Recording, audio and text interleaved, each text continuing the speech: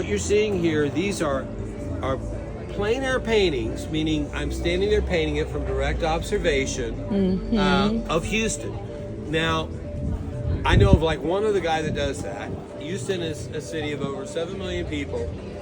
Most of the artwork is not this kind. This is not really the coup de grace art that most people will conceive of being out of Houston. I like it because I'm from Houston. I know the city very well, and it's kind of, to me, a historical visual documentary of my journey as an artist and a resident of this area. Hi guys, let me introduce my new friend, Arthur. Can you please? Arthur Deatly. Nice meeting you. Nice to meeting you.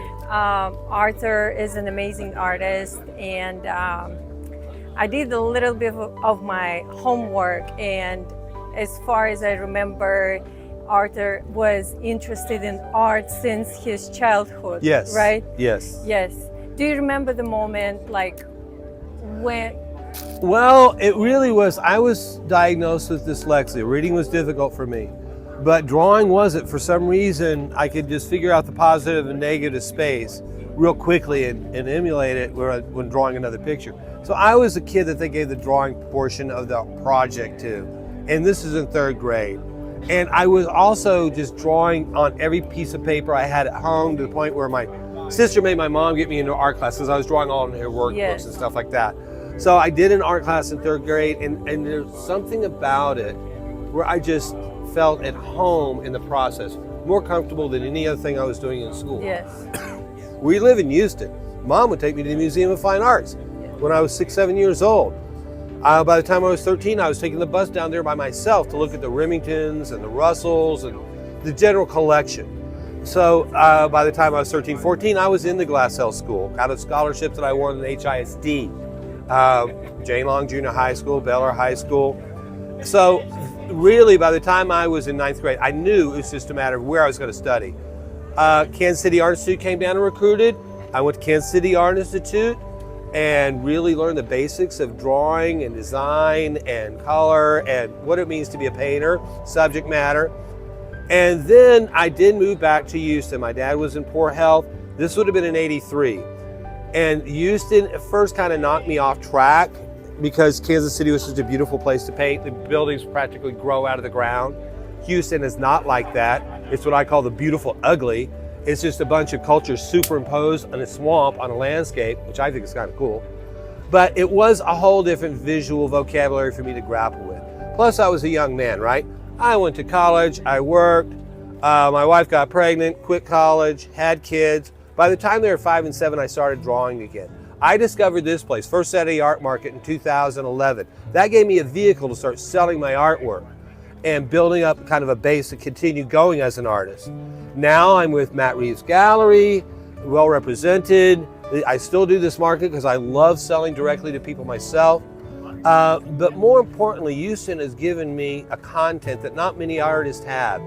Like I said, it's kind of the beautiful ugly. This is not a scenic place, but it's a fascinating place.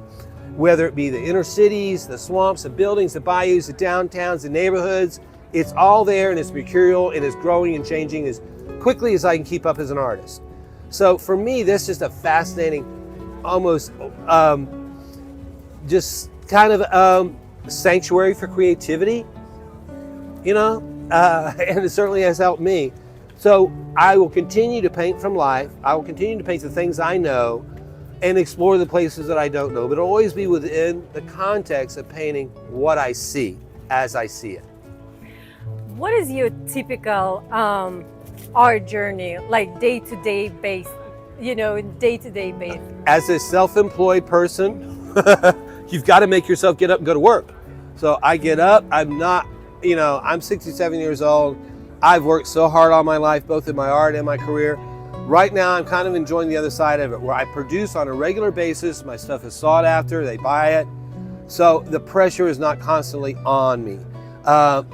It's more about good ideas, smart series that I think I engage in and other people would engage in. And I do it every week. I do it, I don't have a set schedule, but I'm painting every week. And if I'm not painting, I'm exploring subject matter or working in some other area to support my profession. That's beautiful. Thank you. You are the, one of those major Houston art community supporter. You've been through like different stage of your life, Right. and however you see, that's the thing about artists. We not only see how the city grows, but we also feel.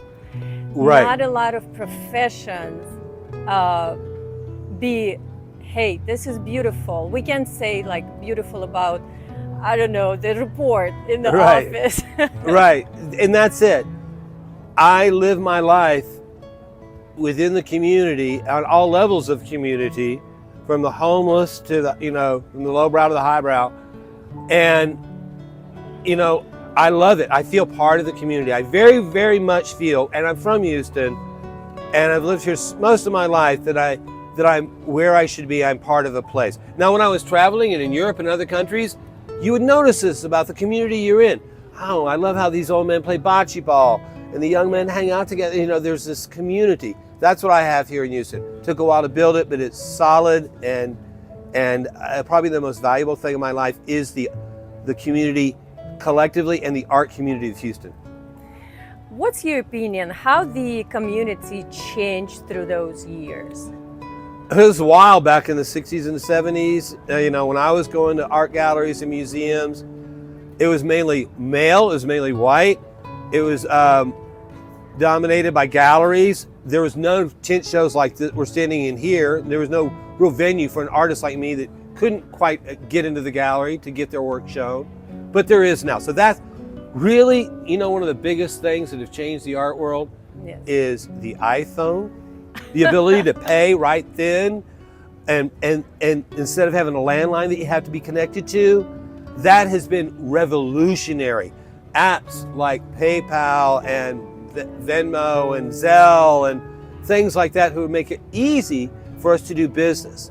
So it emboldens people. And the guy next to me, Zach, is a student from Klein ISD, Klein Collins, where I used to teach. So here I am, former teacher, selling my artwork next to a student who's in his 20s, who graduated from, again, the Houston area district, and goes into the arts as a profession. I think that's pretty incredible. I agree. One of the things that I would like maybe to discuss with you is sales in art. Okay, this one. Because, here's my thoughts. No art school teaches how to sell art, right? It does give skills for artists, right, to present their thoughts and this goes back to what I said earlier. Yes. Those old teachers, yes, they don't know how to sell their freaking artwork. Absolutely. They're still in the gallery market, so they don't know what we know. Yes. So they teach us what they can teach us, and we thank them for that, and Absolutely. value them for that. Yes. But no, we're the brave new world. We're the ones that are pioneering here. Yeah. What would be your advice for, Are we interviewing people? right now? This is, Yeah. Okay. My advice to anybody who's thinking about this as a profession: how many industries are there now still alive where you make the product from your own creative thoughts or your own life experience into something of nothing, of mundane material, into something of value that people will pay you for? Now, the only problem is there's no vacation, you can't quit, Yes. and you might want another job so you can have insurance and all those other things that people need when they have real lives with families and all that kind of thing. But beyond that, the long-term goal of increasing your value, your knowledge, your bank of experience that creates even better art, that never dies till you die. And it only gets more and more valuable as you go. So, it's hard because creativity takes thought. But I know so many old happy artists because they're still thinking, they're engaging, they're social, and they're still producing something where they feel they're adding value to the society community. Yes. So for young artists, the world is your oyster, baby. You're the ones that are controlling it with that phone in your hand and the ideas in your head. You can use old guys like me to learn things like drawing, techniques and things like that. But believe me, you're the one that are controlling your destiny because of the technology available that you understand that we haven't quite caught up with. So, yes. Yeah. Yes, I agree. Who is your favorite artist? David Hockney. I say that so quickly because he's a contemporary living artist. He celebrates art and he teaches it. He's a wonderful instructor of the love of painting, whether he's drawing from Matisse to Picasso, and then just every painting he does is a celebration of life. So there's a lot of artists that I really admire, both locally and internationally, live and dead. But he's the one that comes to mind that if you look at somebody that is pure happiness, based on solid stuff, it's real. He draws so wonderfully well that to me he's an artist that celebrates life. Beautiful. Yeah. And that energy that artists create and express to their painting. They do, and he happens to be a kind man, and you see it in his work. And oftentimes, whether they want to or not, you will read an artist's personality through his work. And David Hockney is just a good person. It's like, what is my favorite musician? Look, I'm a bit of an English fuck. David Bowie, because he's a good guy. He was a great musician. So it's the package that's complete that makes me go, oh wow, that's above and beyond. Yeah. That's beautiful. If there would be a possibility for you to create and collaborate with any artist for all times, who would that be? And of course, my work is very individual. It would probably be somebody who is similar to my style, but not exactly. It would hard because and when I say collaborate, I because of what I do, I would never paint on the same canvas with another artist. But it could be the subject matter that we're drawn to, or having a show together. And oh my gosh, Brian Zeberg, Jim Hatchett. There's so many great local artists that have a zeal for life that my stuff would complement. It wouldn't be like, well, that's just a little bit different. No, it'd work well. It's a local artists. I would want to collaborate with somebody I know. Yeah, I know their personality. Good. Do you believe that when artists paint or draw or any kind of artist, they share a piece of their feelings or even heart or soul or with the viewer? If you're a musician, you have a bad night, you can leave the stage and hopefully your next performance will be better. A painting lasts forever.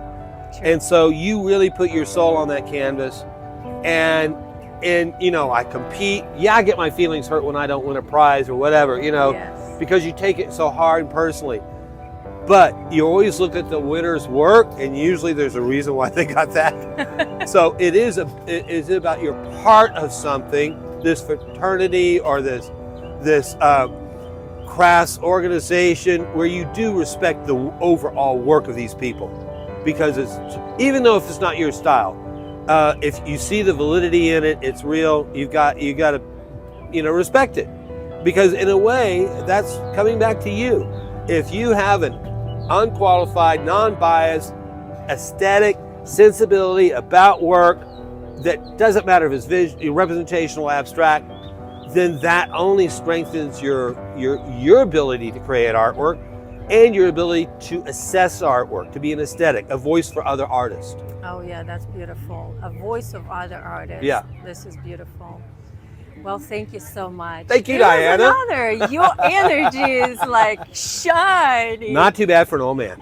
Oh, you just need you're just like, oh, give me a compliment or something. Maybe one too many cups of coffee this morning. I don't know. Thank you so much. I appreciate Thanks, you so much. Thank you.